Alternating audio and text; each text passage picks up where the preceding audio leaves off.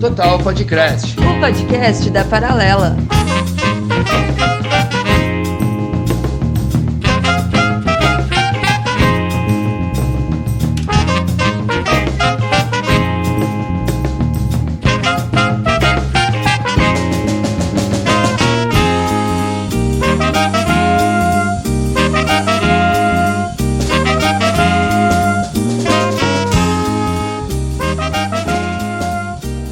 Galera, nós somos a Associação Cultural Paralela e esse é o nosso Total Podcast.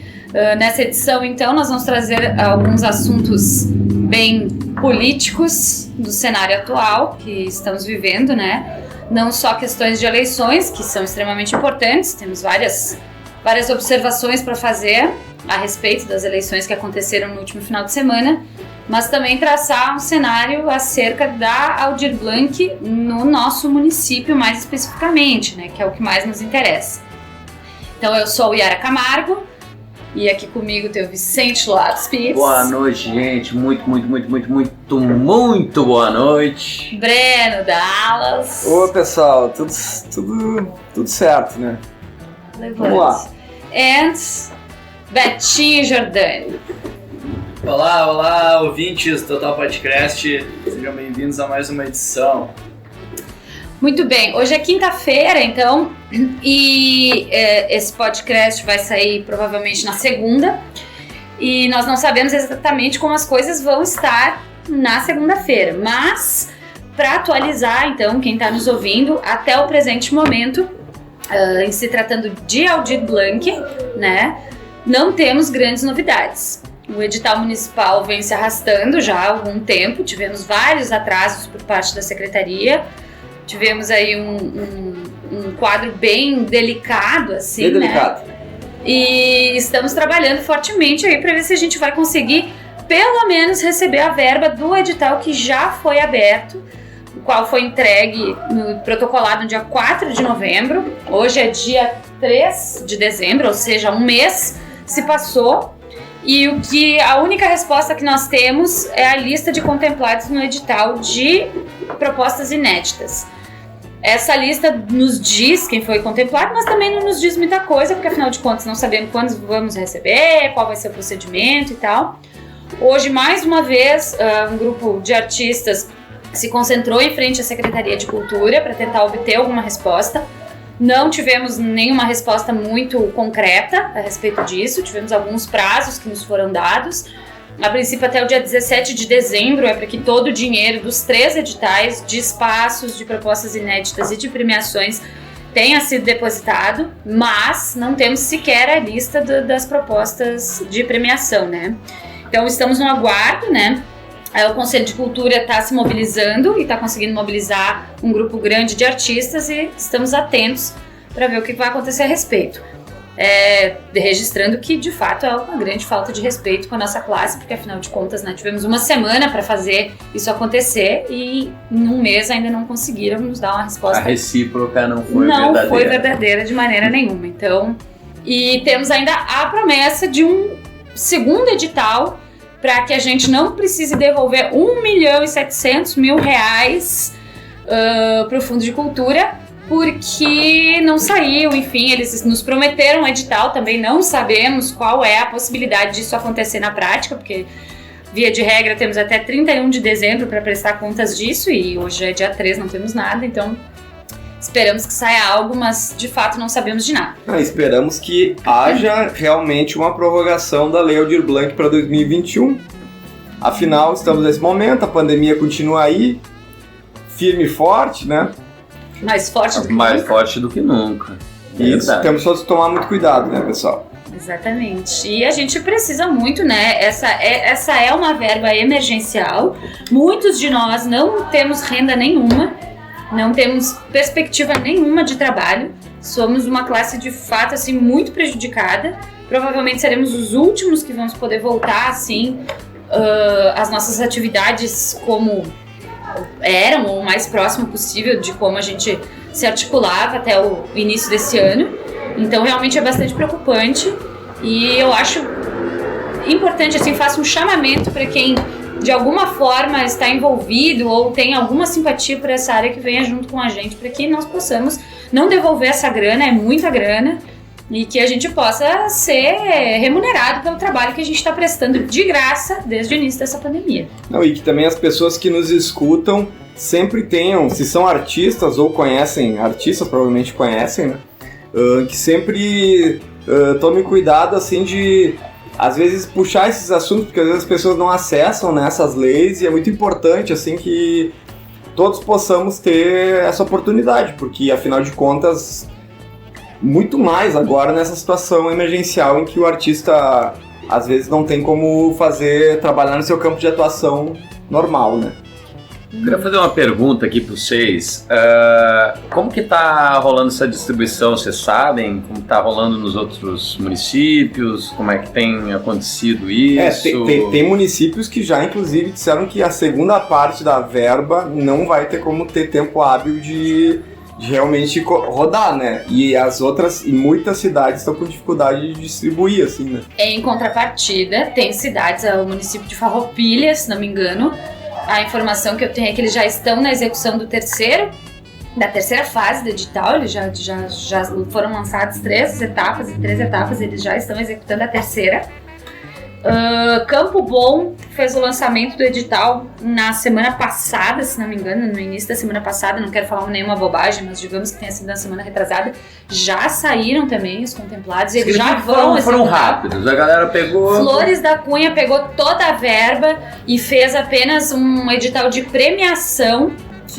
Que a lei veio para quê? Para suprir todos esses profissionais que trabalham na cultura, que estão tendo problemas com a pandemia, né? Que estão sem receber durante muitos meses. A pandemia começou em março, né? A gente já está chegando no final do ano e essa verba ainda não foi disponibilizada para esses trabalhadores da cultura. E vamos falar isso bem importante, os trabalhadores da cultura, porque senão a gente fica falando às vezes do artista, de quem está ocupando o palco e não... E normal que a gente não enxergue quem está fazendo parte do backstage da produção ali, mas é isso, tem muita gente aí dependendo desse dinheiro e que precisa disso para sustentar famílias, né, filhos e, enfim, né, uma situação muito triste, assim, contra-gosto do governo federal e tudo, e a verba vem e a gente vem. Em meio a isso tudo, também a gente percebe que saem vários editais a níveis municipais e também estaduais, porém, grande parte das pessoas que também trabalham com a cultura não tem acesso a talvez esses editais. E a operacionalidade de fazer os projetos. Porque por mais que eles estejam da forma mais simples possível, ainda é burocracia. Ainda é muito difícil para grande parte das pessoas poderem estar pensando em projetos, escrevendo projetos, né? Porque a gente sabe que também a nossa educação ela é muito rasa, a gente precisa evoluir muito a isso, né? Então, por exemplo, esses inúmeros editais que saíram aí em todas as cidades, no estado também, no estado, eles são editais que talvez ali contemplam uma margem pequena das pessoas. A gente tem que pensar nas periferias, tem que pensar nos bairros, tem que pensar que lá também se produz muita cultura. Eu acho que sim, acho que a gente tem que, inclusive, nós, enquanto a gente tem voz, né? A gente está conseguindo, a gente tem mais acesso, mais possibilidades, mais contatos, é a nossa função, inclusive, que a gente se engaje para tentar trazer essas pessoas, auxiliar no que for preciso. Nós já nos prontificamos e reforçamos aqui que nós estamos à disposição, nós da associação, para auxiliar qualquer pessoa que tenha interesse, que acredite que pode estar participando do edital. A gente está se dispondo a auxiliar no que for necessário, sem custo algum, obviamente, né? Para que todos mesmo, ou uma grande parte, tenha acesso a esses editais. E também, só voltando um pouquinho, sem querer me estender, que fique muito claro que em Caxias do Sul, apesar de toda essa burocracia, apesar de todos esses entraves que a gente está passando, os editais que foram lançados não foram lançados pensando nesses trabalhadores que estão nas pontas, né? No iluminador, no técnico de som. Então, ele é deficiente também nisso, né? Existem várias críticas, mas de qualquer forma, nós nos sujeitamos na necessidade e tal, e não estamos obtendo retorno. É importante também falar que não é, como tu falou, né? A gente, bem no início, né? É um edital que foi de surpresa. Se sabia que existia o edital e, enfim, o município lançou com uma semana e correria e tudo, e a gente entende, a gente tem todo o nosso privilégio aí de estar entendendo, estar por dentro do edital, estar podendo ter tempo para ler e entender o que está acontecendo, inclusive para fazer a crítica que a gente está fazendo aqui agora em relação ao município aqui de Caxias do Sul, mas que é uma coisa que fica muito distante ainda de toda a rede que precisa operar para que alguma coisa saia do papel. Então, enfim, é um espaço aí para essa discussão que a gente está tendo agora no podcast aqui. Então, basicamente a gente está abrindo com isso, né, para atualizar os nossos ouvintes, né, sobre a situação em que a gente se encontra na questão Aldir Blanc, né, nessa lei emergencial para os trabalhadores da cultura, e para que a gente se situe, enfim, para que haja engajamento, para que as pessoas estejam, na medida do possível, atualizadas sobre o que está acontecendo. Certo? Seguimos agora, então, pessoal, para o bloco sobre as eleições municipais.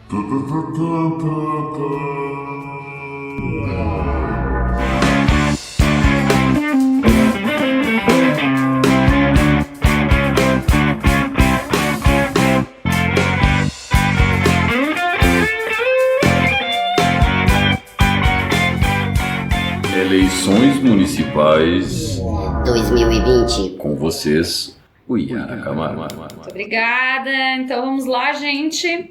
Hoje realmente, né, é um rolê um pouco denso, porém necessário.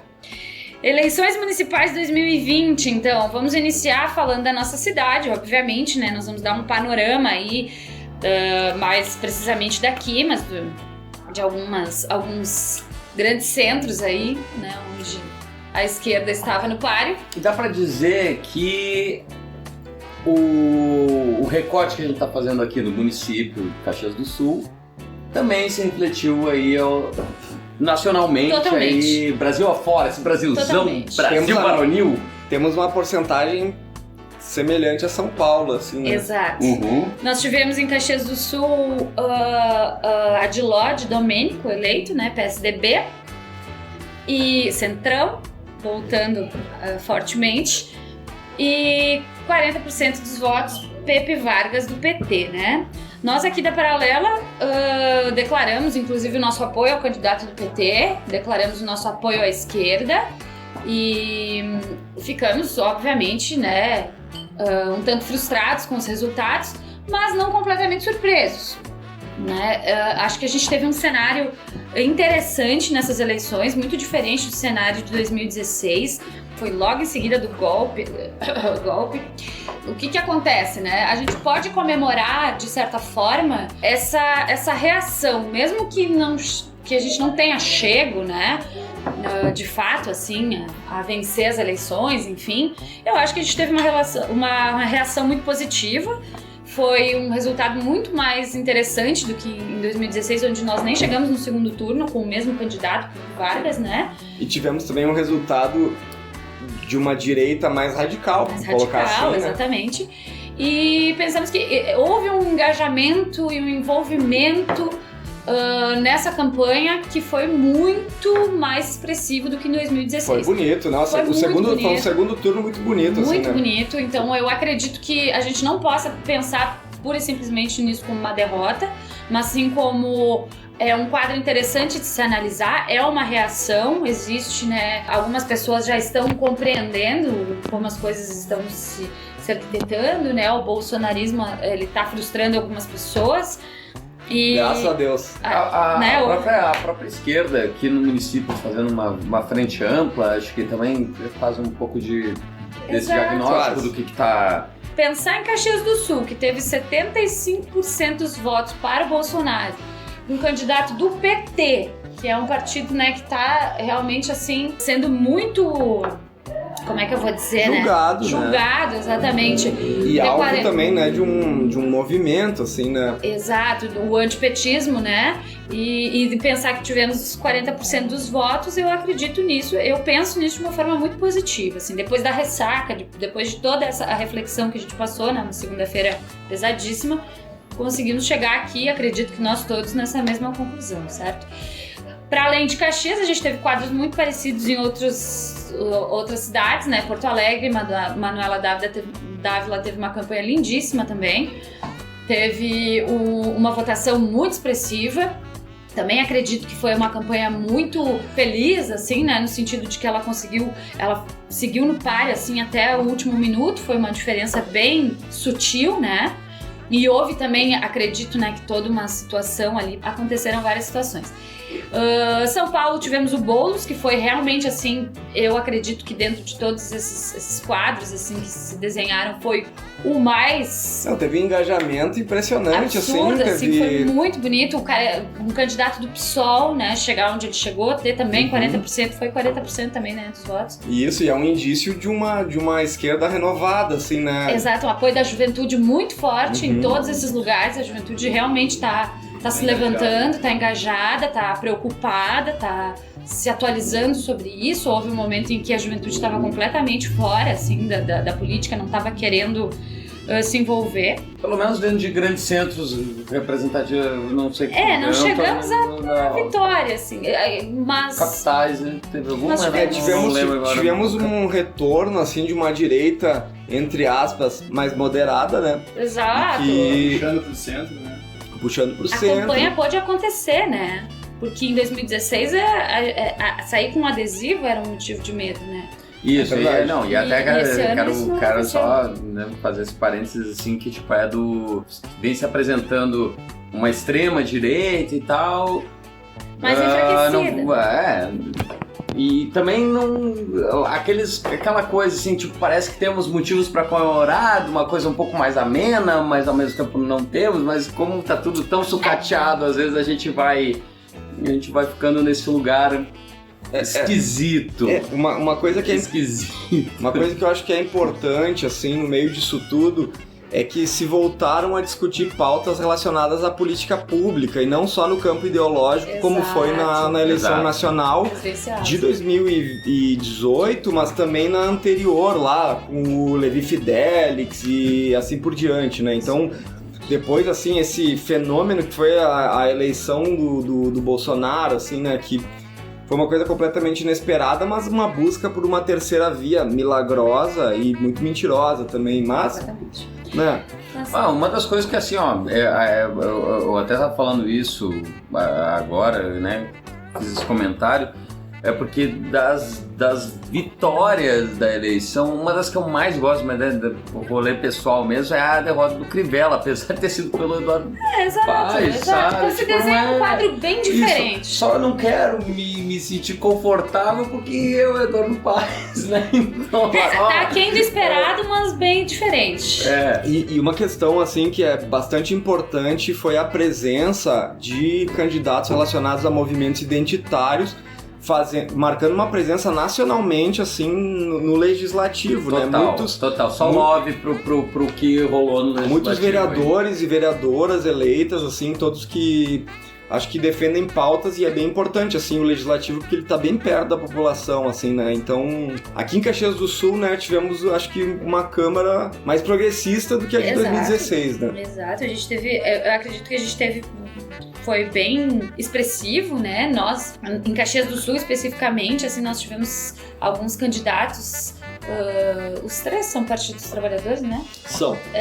Alguns candidatos que se elegeram, né? Tiveram uma votação, de fato, assim, bem expressiva mesmo, né? A Denise Pessoa, né? Que já vem de um tempo, já é veterana e foi a segunda mais votada, Segunda mais votada. A mais votada de reeleição. Né? Exatamente. O Lucas Carenhato, que é um historiador, movimento negro, enfim, né? Professor. Professor, tem um trabalho bem forte nesse sentido. A Estela Balardim, 21 anos, né? Foi eleita a vereadora mais jovem da história de Caxias. E o Renato Oliveira, do PCdoB.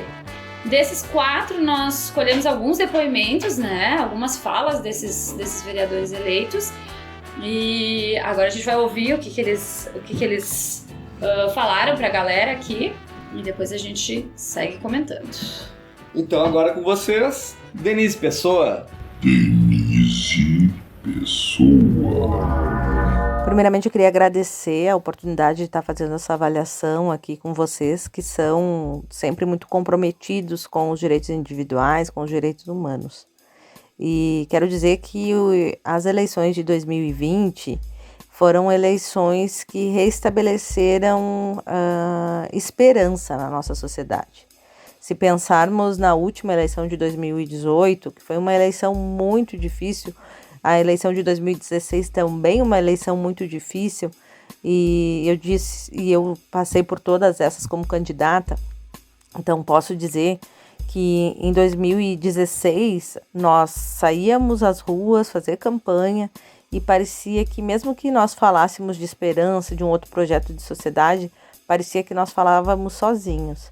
Não tinha reverberação, parecia que as pessoas estavam, as pessoas estavam de fato amedrontadas, elas tinham medo de se posicionar porque o ódio era muito presente, então tu não via pessoas saírem com bandeira nas ruas, com adesivo. Nós, enquanto candidatos, fomos muitas vezes hostilizados, né? Agredidos até verbalmente, muitas vezes quase fisicamente. Então foi um processo muito difícil para a esquerda. 2016, que nós estávamos no pós-golpe, né? Praticamente foi concluído o impeachment da Dilma no início da campanha de 2016. Então realmente foi uma campanha muito difícil. 2018, Caxias do Sul elegeu o presidente Bolsonaro com 75% dos votos. Então isso sinaliza um pensamento muito complicado, né? Uma situação, uma conjuntura bem hostil para a esquerda, né, em Caxias do Sul. Então, nesse processo eleitoral, a gente conseguiu restabelecer várias relações, né? Diga-se de passagem, importante ressaltar a própria coligação dos partidos de esquerda, né? A gente conseguiu sair de um isolamento. O PT saiu com uma chapa com vice-PCdoB e com apoio do PSOL, então uma coligação pela esquerda, né? Depois, no segundo turno, conseguiu apoios de segmentos de partidos, tanto do PSB, do PDT, algumas partes, né, desses partidos vieram a se juntar no apoio, mesmo que seja simbólico e não tanto numérico no resultado eleitoral, mas foi significativo, né, esse diálogo, né, para um projeto de cidade mais voltado para o lado social, que respeite, né, as diferenças. Portanto, saímos maiores desse processo eleitoral. Esse é o fato. Saímos com mais diálogo com campos à esquerda, com várias possibilidades de construções em movimentos sociais, porque conseguimos mobilizar muita energia, muita força de pessoas que vêm trabalhando nos movimentos sociais. Então a gente conseguiu unificar vários setores que provavelmente no próximo período vão estar junto. Então eu digo, para mim parece que essa eleição é uma retomada de um projeto. Ela, mesmo que tenha terminado, me parece mais um recomeço do que realmente um fim, né? A eleição ela não termina em si, né? Ela é apenas um processo e eu vejo que essa esperança que mobilizou, né, na juventude, nas mulheres, na periferia da nossa cidade, nos bairros, essa energia, essa força, essa esperança, essa necessidade de mudança, ela está florescendo, né? E eu acredito e eu analiso a conjuntura não só olhando o ponto, né, na história, a eleição como processo isolado, né? A gente precisa ver ela na conjuntura, no quadro maior, né?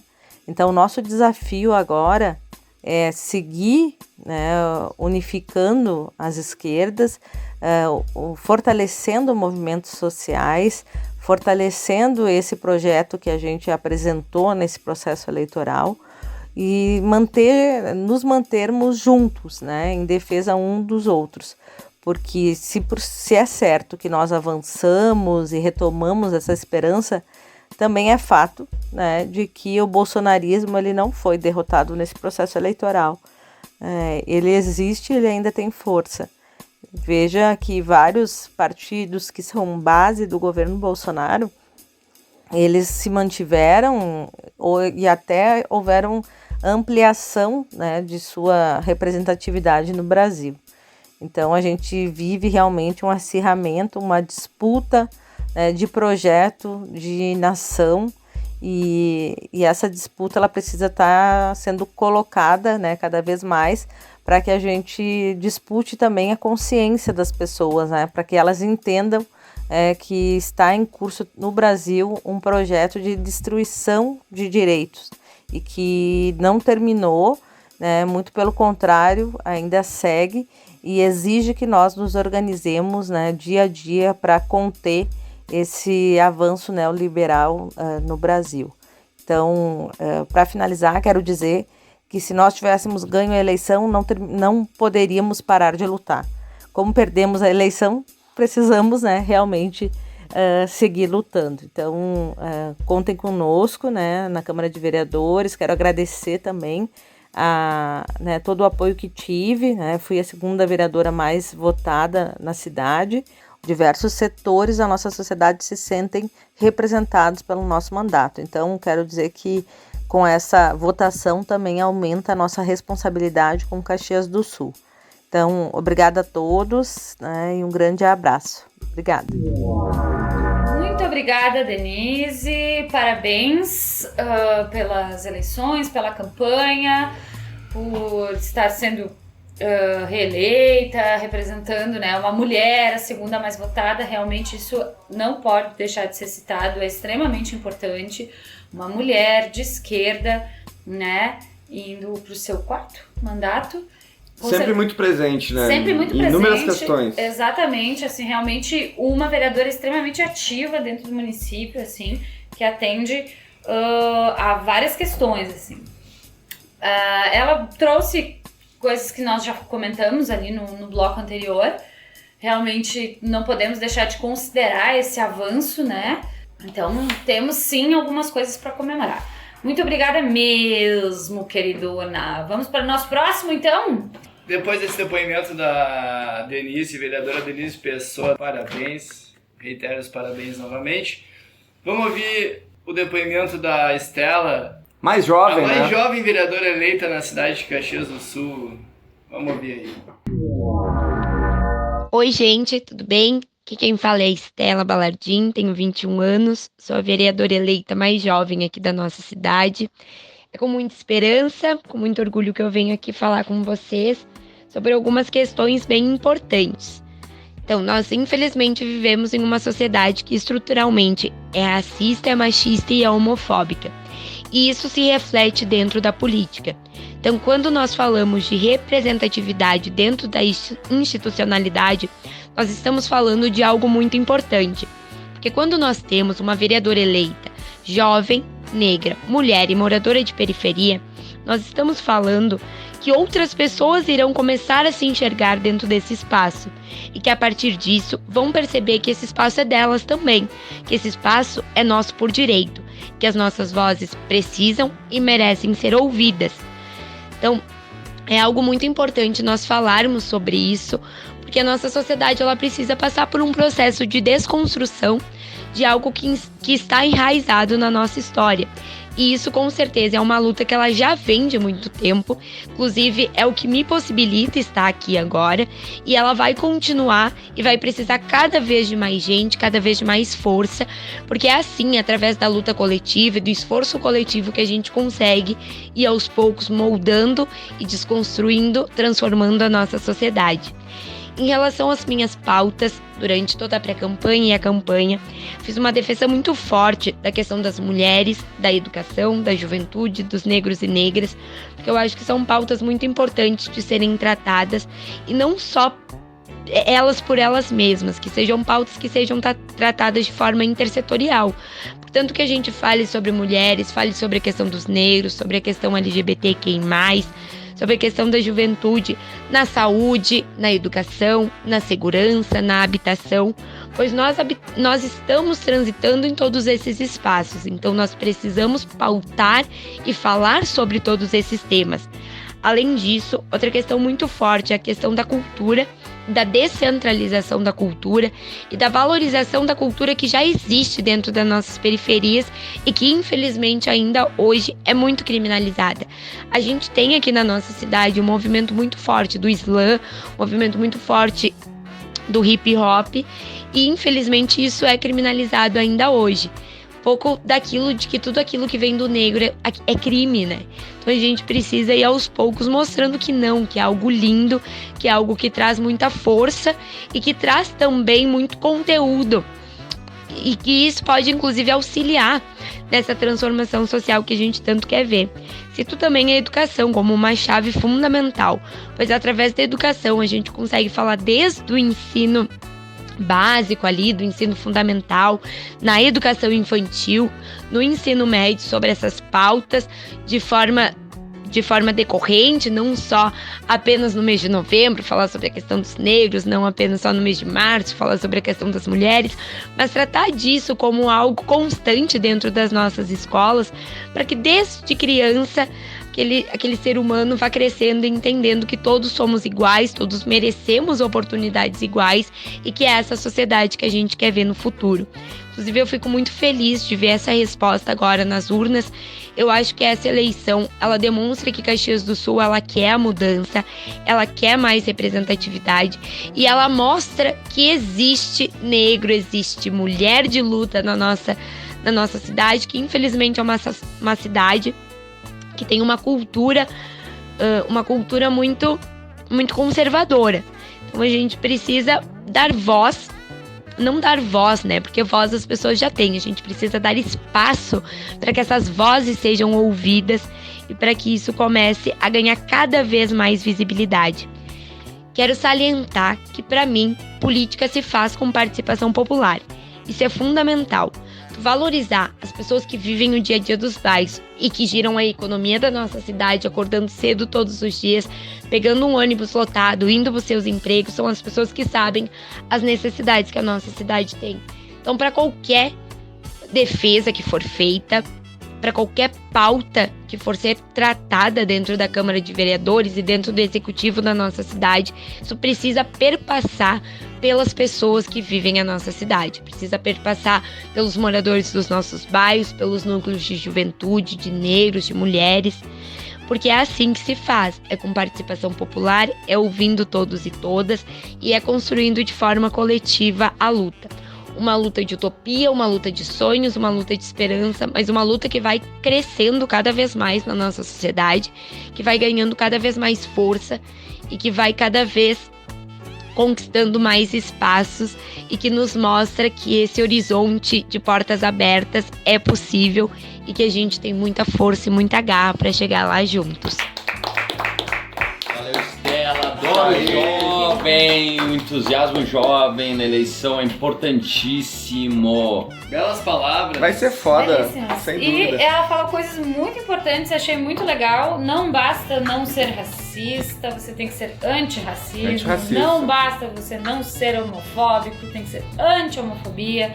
Não basta não ser machista, seja anti-machismo. A gente não pode simplesmente se omitir e esperar que as coisas aconteçam do nada, né? Ela fala muito sobre essa questão da participação popular, é extremamente importante. A gente precisa estar ouvindo as pessoas que estão na base dessa pirâmide, que fazem essa roda girar. Acho, assim, ó, muito, muito importante. Acho que é a base de tudo. E muito rica a fala da Estela. Fiquei emocionada com o que ela disse e achei muito legal outra coisa que ela trouxe, tipo, nós não temos que dar voz às pessoas, voz nós já temos, nós temos que dar espaço para que essas vozes possam ecoar. Então, Exato. isso é fenomenal, acho que ela tem um potencial para fazer um mandato dentro da Câmara muito, muito representativo. Tem renovador, a coisa juventude boa, traz isso. Precisa, né? Ela Assim, tem 21 anos, tu imagina, né? Essa menina daqui 10, 15 anos, o que não vai estar. E... Olha, eu mesmo escutando a Estela falar, me traz um sentimento, assim, muito, muito bonito, né? Esperança. Porque exatamente, é um sentimento de esperança. A gente precisa que tenha cada vez mais pessoas assim, engajadas, posicionadas, entendendo o que as pessoas precisam realmente. Olha, Estela tá de parabéns por essa eleição, vereadora mais jovem na história da cidade de Caxias do Sul. Parabéns, Importante, Estela. legislativo é importante demais, É muito muito demais. importante. É algo que a gente já citou, né? É o nosso elo de ligação, é o nosso canal mais direto. A gente precisa dessas pessoas lá para fazer algumas coisas, algumas pautas serem discutidas. Eu acho que a gente está muito bem calçado com essa galera. E essas pautas que ela traz, né, sobre essas minorias, enfim, essas questões sociais, ela fala muito sobre essas questões serem discutidas na escola, desde a educação infantil. Ninguém nasce com preconceitos, isso é tudo uma construção e a gente precisa desconstruir, esse é o papel, eu acho muito, muito, muito importante. E é muito importante também que os vereadores estejam atentos às lutas dos bairros, né? Para descentralizar essa administração, assim, né? Então, acho bem importante isso, que é converter a política justamente em cidadania, né?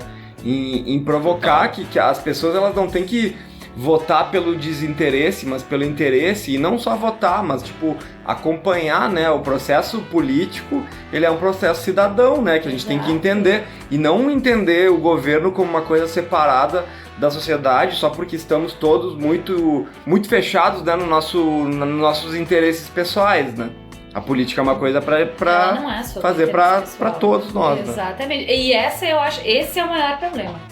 Porque gira muito em torno de interesse pessoal e a gente não consegue ter essa visão mais aberta, a gente não consegue apreciar o todo da maneira que deveria. Isso, inclusive esse recorte que a gente faz de trazer vereadores que são de esquerda é justamente pelas pautas que são levantadas por esses vereadores, Exatamente. Que elas são pautas mais inclusivas e acredito que a política se faz principalmente assim, né? A gente tem essa onda de políticos metidos a gestores, como se tocar uma cidade fosse tocar uma empresa. Exatamente. Isso, como se tu pudesse tirar o que não me interessa dentro da minha empresa, eu boto pra rua. Exato. Não tá aqui fazendo o trabalho do jeito que tá fazendo.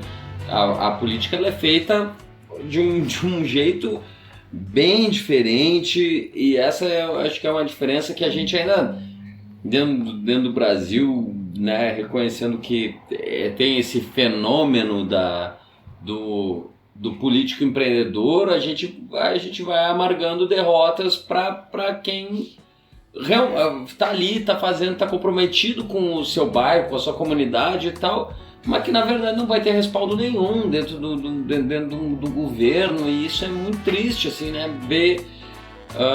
Dá para entender de onde vem esse sentimento, essa, né, descrença com a política e tal. Exato. Mas na verdade é um equívoco dos maiores que pode Exato. ter, né? Porque se tem uma criminalização da ação política como se realmente só as empresas que tocassem a sociedade, e não é exatamente isso. A gente tem o governo justamente como aqueles que tem que estar aí por nós. Então qualquer vereador, ele tem que representar os interesses muito específicos. Essa é uma cidade de 500 mil habitantes, era para ter 25 vereadores, só tem 23, que conforme o censo, a base foi o censo de 2010, porque 2020 não teve censo em função da pandemia. A gente, enquanto eleitor, tem o dever de também questionar diversas políticas que estão sendo desenvolvidas pelos gestores públicos, né? É isso aí, exatamente. A gente acredita muito nisso, né? Que a sociedade seja mais igualitária, que a gente consiga olhar para o lado e não defender apenas os nossos interesses pessoais, né? O nosso terceiro convidado de hoje, então, é o Lucas Carenhato. Ele é um professor, um educador, e também faz parte do movimento negro, também traz pautas extremamente importantes. Importantíssimas. Principalmente na nossa cidade, que é uma cidade, né, que tem essas questões, assim, essas raízes europeias, difícil, né? Que não sei de onde se tira, enfim. Tal da Europa brasileira. Exatamente. Isso não dá, e coisa vergonhosa. A gente tem aí, né, muitos fortes motivos para tratar sobre essas questões antirracistas que ele traz. Vamos ouvir o que ele... Lucas! Olá, boa noite. Agradeço o convite para participar desse podcast. Então, eu sou Lucas Carenhato, historiador, professor da rede municipal, pesquisador e eleito vereador na última eleição. E, primeiro, acho importante ressaltar um elemento que se destaca nessas eleições municipais, que é a eleição de muitos parlamentares, de muitos vereadores, Brasil afora, que defendem, né, pautas representativas, né? O que na existência desses vereadores, seja a questão étnico-racial, a questão de gênero, a questão de orientação sexual ou outras, se destaca. Então isso é muito importante. Assim, a maior bancada negra de vereadores da história é essa, de quilombolas, por exemplo, de indígenas, de transexuais. Então acho que é um elemento importante, como essas pautas se evidenciaram.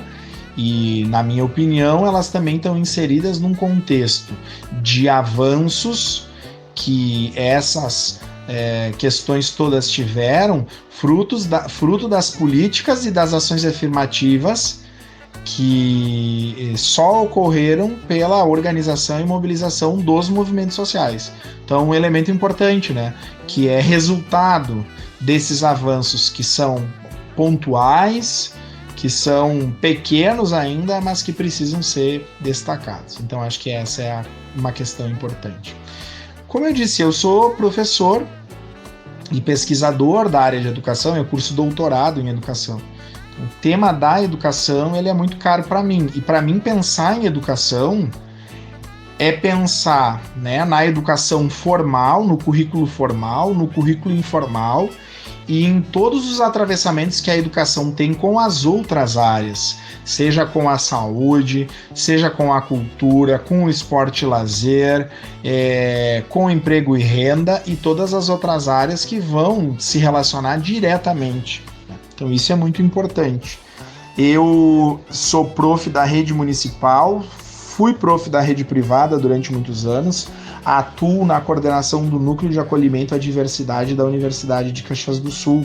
Então tem essa relação também com a rede privada, com diferentes etapas, níveis e modalidades, né? Mas algumas pautas, algumas propostas da nossa campanha ao Legislativo Municipal se referiram, por exemplo, lá na educação infantil, toda a questão que se refere à ampliação do número de vagas de educação infantil, né, que é uma demanda recorrente e de longa data que as gestões não resolveram. E me parece que o Legislativo Municipal precisa fiscalizar e cobrar que o Executivo dê conta, né? Nós temos uma lei que tem mais de 10 anos, que estabelece a obrigatoriedade da pré-escola de 4 a 5 anos. E nós temos sucessivos prefeitos que passaram da promulgação da lei até hoje, e isso não é executado. Então acho que o tema da educação infantil é muito importante, no que se refere à vaga, no que se refere à construção de escolas, à compra de escolas na rede privada, mas uma discussão referente também ao que a gente entende por infância, pedagogicamente, onde o nosso sistema precisa avançar, né? Então acho que é um outro elemento importante para a gente pensar, né? E as políticas públicas que estão permeando também a educação infantil, né? Tanto de saúde, como de assistência social e tantas outras. No ensino fundamental, né, nós temos toda uma temática relacionada à ampliação das escolas. A cidade cresceu muito nos últimos anos do ponto de vista demográfico, e esse crescimento não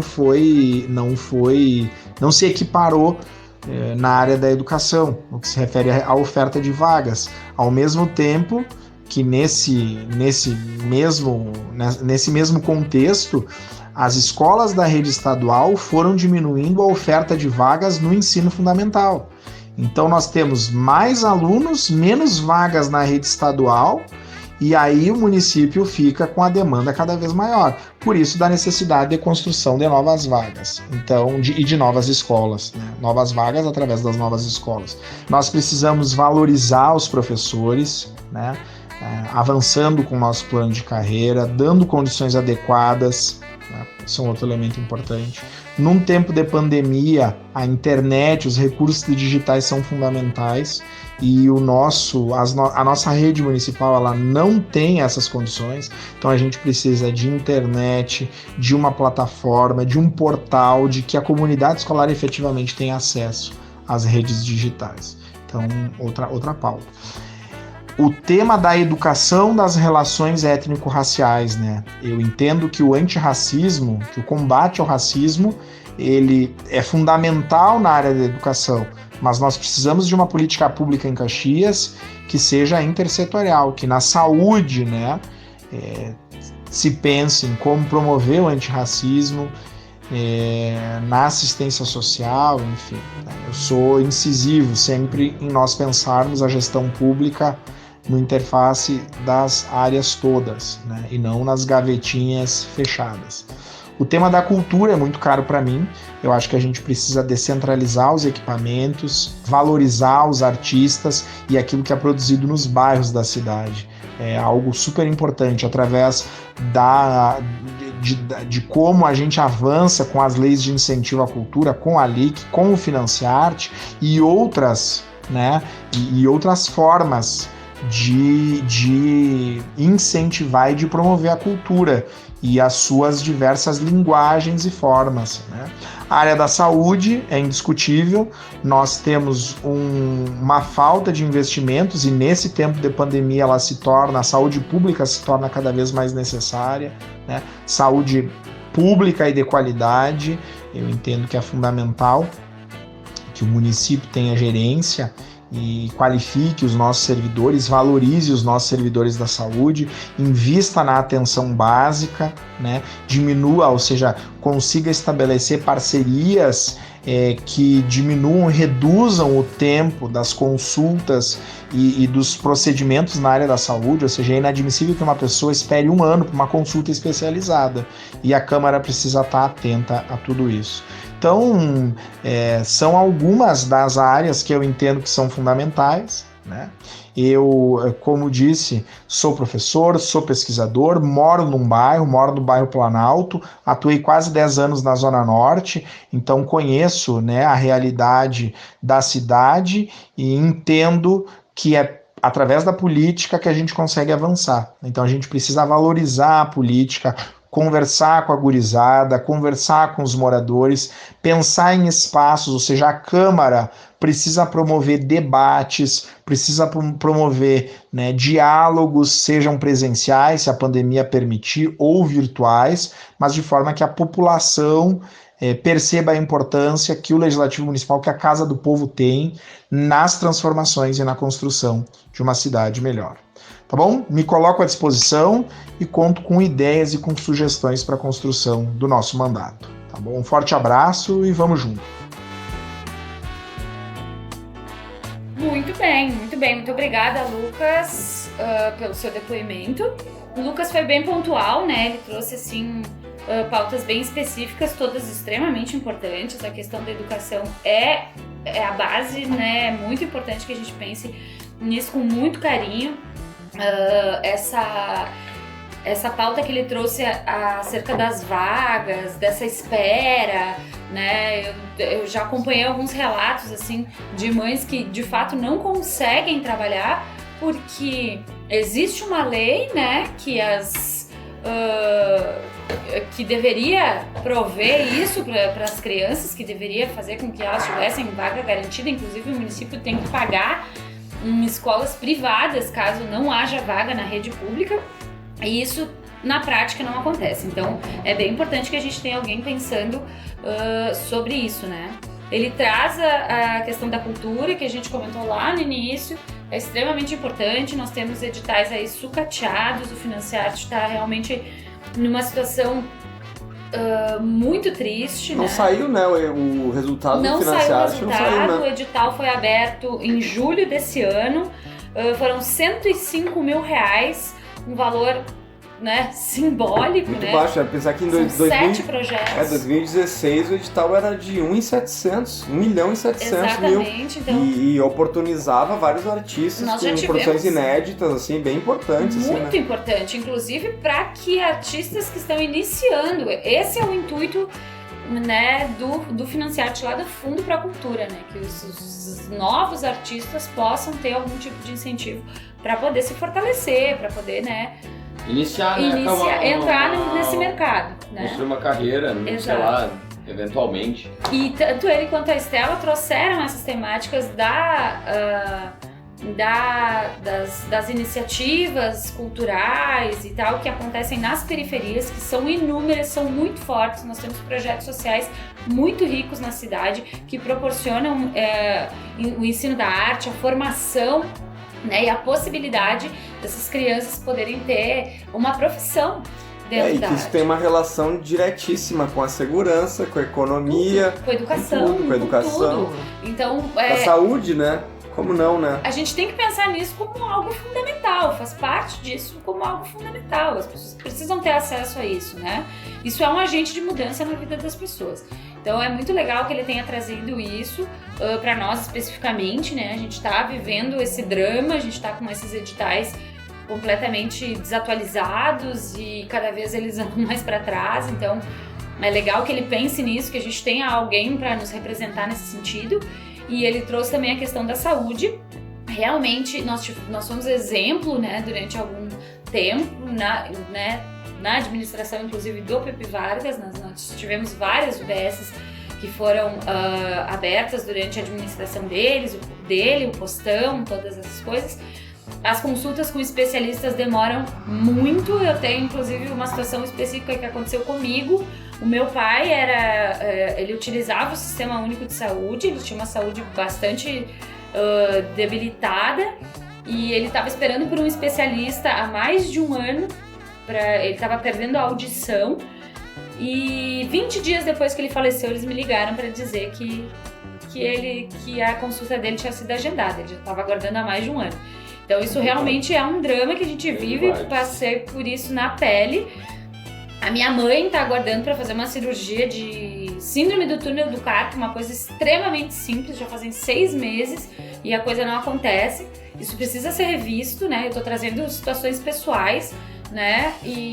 Mas tem muitas outras situações, muitas outras pessoas que não têm condições de pagar uma consulta particular, né? Que é o nosso caso. Em última situação, a gente até pode se arquitetar, mas a gente tem muitas pessoas que não podem fazer isso e acabam morrendo na fila, né? Acabou acontecendo com meu pai, enfim, né? Na verdade, isso que a Yara tá trazendo aqui é uma coisa recorrente que acontece com muita gente em Caxias, né? E acaba passando desapercebido, ninguém percebe e tal. E nós todos temos o dever de cobrar de prefeito, governantes, vereadores que tenham assim, uma atenção a isso tudo, porque parece que as coisas estão funcionando, assim, mas a gente sempre esquece de algum ponto, entendeu? E olha só, esse ponto aí custou uma vida. Se tivesse tudo isso funcionando, se tivesse um sistema funcionando de saúde, podia ter sido solucionado. A gente segue tentando, cobrando. Não, né? e a responsa mesmo, porque na verdade a gente sabe que o que acomete uma pessoa, uma determinada doença, às vezes a gente não tem pra onde correr, às vezes é só cuidar da qualidade de vida daquela pessoa, a gente não, né, é uma equação que ela não, né, a gente não tu melhor que eu, né, tu que perdeu uma pessoa melhor do que eu, vai falar sobre isso, mas às vezes é um pouco de dignidade ter a consulta marcada num prazo hábil, suficiente, que as coisas correspondam com A gente sabe, infelizmente as pessoas têm doença e infelizmente nem tudo tem cura, nem tudo... Dá isso que nós estamos falando, mas do Covid, a gente tá... Exatamente. Então, tipo assim... vale frisar também que todas as pessoas também correm o risco de ter doenças assim, mas é dever do Estado, mediante a Constituição de 88, prever que você tem um tratamento na saúde digno. Exato. Se tu tá passando por um problema, tu tem que ter um tratamento digno. Exato. E infelizmente nós todos morreremos e o que a gente quer é um pouco de dignidade, não é, pô, tô com uma coisa séria, marcar, ter o exame, fazer e tu sentir que é digno. Infelizmente a gente vai perdendo nossos entes queridos, nós mesmos vamos morrer, né? Não, mas é só essa coisa entre o requerimento e a prática de um exame e tal, a coisa acontecer num tempo hábil da gente não se sentir injustiçado, não se sentir que tá, enfim, que um descaso do poder público. Esse é o poder. E aí vou voltar. Gestores exatamente. Não leem as coisas dessa como maneira. Política pública, dessa né? maneira. Esse é o problema dessa questão assim de privatização de tudo, como se existisse algum senso de responsabilidade maior no setor privado, que a gente teve agora, né, nos últimos anos, assim, né, explosão de barragem, luz que termina e a única usina é privada, né? Como aconteceu agora no Amapá, né? Então, uma pandemia sem o tratamento digno à população, uma testagem adequada para saber o com um presidente que negacionista, que monopoliza o discurso. Pior do que a falta de dignidade é um cara mentiroso. Bom, para começar, isso a gente está vivendo uma pandemia que a gente não tem informações concretas sobre o que está acontecendo. A gente tem troca de bandeiras semanalmente e a gente não sabe o que a gente pode fazer ou não. Na prática, não então, o que a gente cobra e espera que todas as pessoas eleitas, com o nosso voto, façam? Que cuidem de nós, porque a gente precisa de um cuidado, a gente precisa ter onde buscar ajuda se a gente precisar de alguma coisa. E essa ajuda, quem vai passar pra gente são os órgãos públicos de saúde. E, cara, vou dar minha opinião aqui sinceríssima, assim, ó. Eu acho que é uma pandemia, ninguém tá acostumado a lidar com pandemia, então erros acontecem, tem muito erro no processo. Normal, é normal. Agora, de serviço não é bagulho de...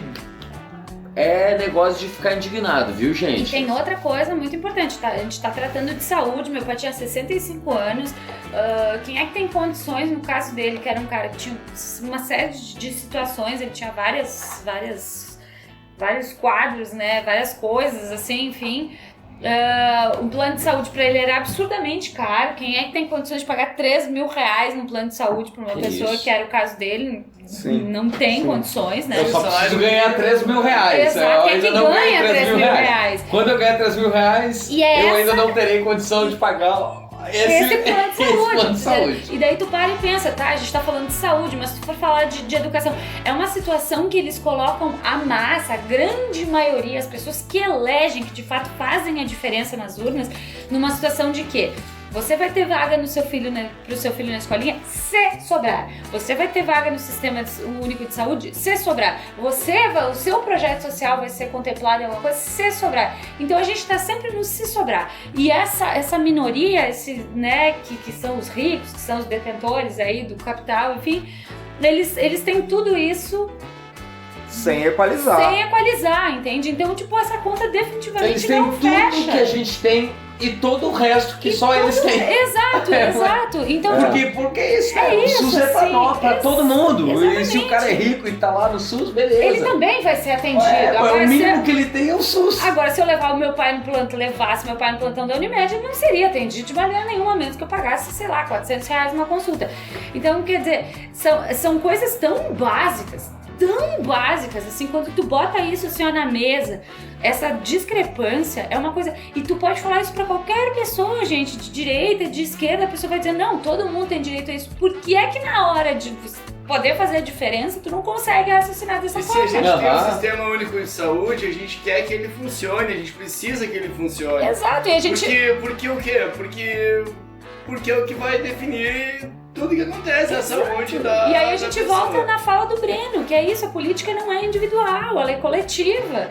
Então na hora que tu vai votar, tu não pode esquecer desses detalhes que tu defende numa discussão.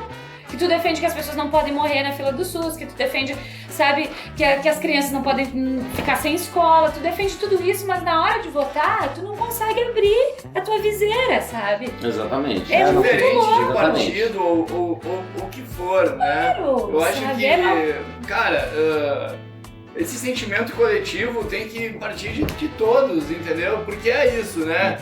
Tu não faz nada sozinho, então tu tem que pensar que tu precisa também de alguém pra fazer o que tu precisa. Esse cara que se autopromove enquanto um administrador de empresas, que acha que tem condições de administrar um município por ser um administrador de empresas, ele não tá pensando no funcionário dele.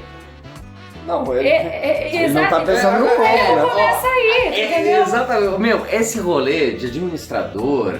Ele tá tal, cagando, é ele tá muito pensando errado, no lucro. é uma coisa... É muito errado, Esse na não, política é gente, errado. Ela é errada, assim, é porque a gente tem... Vamos fazer política pensando em lucro, Não, gente. e a gente faz uma transferência do cara pra dentro da gestão municipal, tá? Beleza, tu não tem que administrar pro teu umbigo, pro teu lucro. Pô, o cara tá dando trabalho lá, pô, demissão, bom, beleza. Mas se a gente fizer o movimento contrário, o que a gente quer até pra empresa é um cara que tem um pouco de humanidade no seu RH, Isso muda. na distribuição de lucro. Como é que tu na te dá sua... conta que isso lá no fim do mês vai render pra ti? Exato. Um funcionário saudável, Exatamente. um funcionário que não precisa se preocupar onde vai deixar seu filho. Um Não funcionário a mão que de obra que morreu, a mão de obra, minha mão de obra morreu. Então contrata outra, lança lá no jornal, no Classificados. É isso, gente. Realmente É indignante. é indignante, é frustrante. Eu não sei se quem ouviu até aqui, muito obrigado, né, gente? Porque ficou longo hoje, né? Não, ficou Deus, longo. Deus. Era vários assuntos, a gente não tava assim tão preparado emocionalmente Mas para eram assuntos a gente entrou em importantes. alguns assuntos que a gente Não fizemos Já roteiro. se jogou Não um fizemos pouquinho roteiro. mais. Foi assim. Sentamos não e tinha falamos. roteiro. Mas ao mesmo tempo eu acho que assim, ó, se você ouviu até aqui, muito obrigada mesmo. E assim, Muito é um obrigado. assunto que se faz extremamente necessário, não falamos nenhuma banalidade. Foi muito sério nosso podcast, a gente sempre dá uma desviada, inclusive hoje fomos sérios.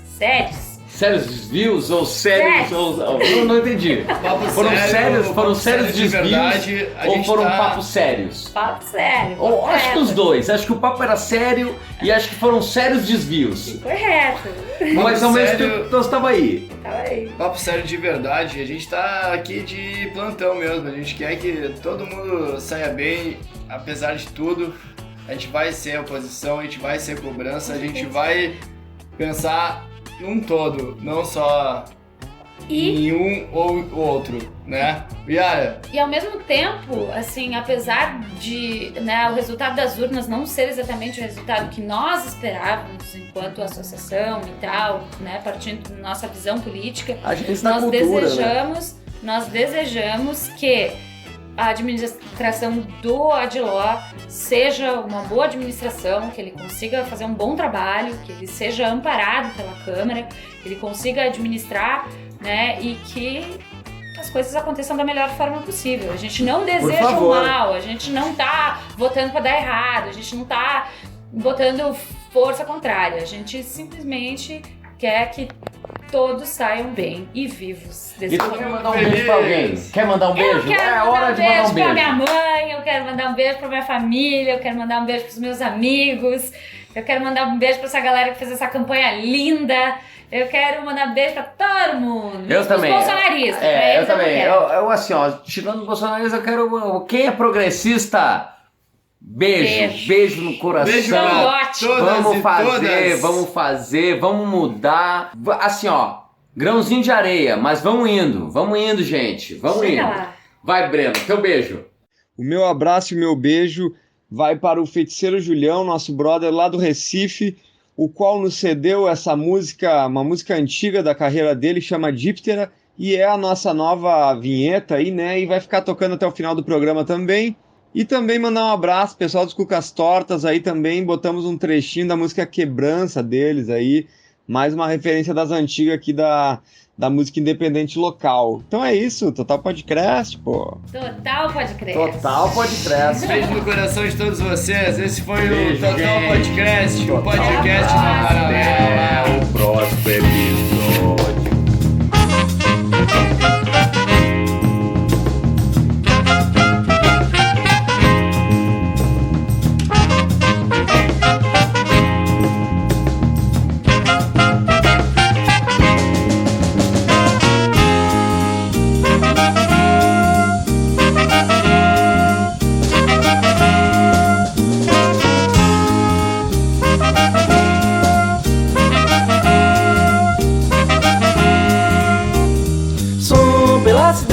Convocar você. Canto vai dizer, agora a voz contemplará.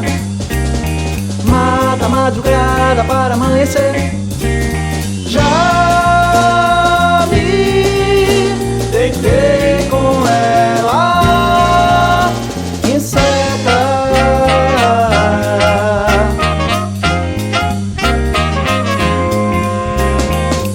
Eu vi, revivi no doce ouvir o seu pranto carnal e pois então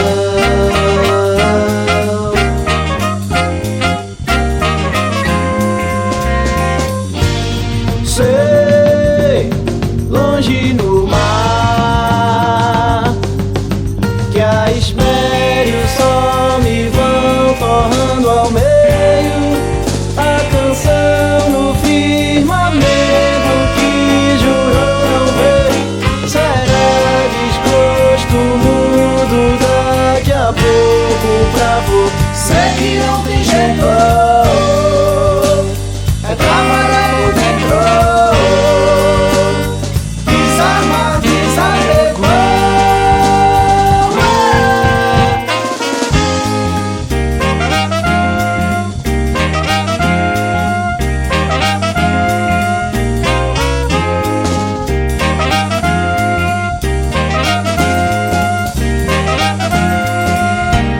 Som pela cidade a convocar você.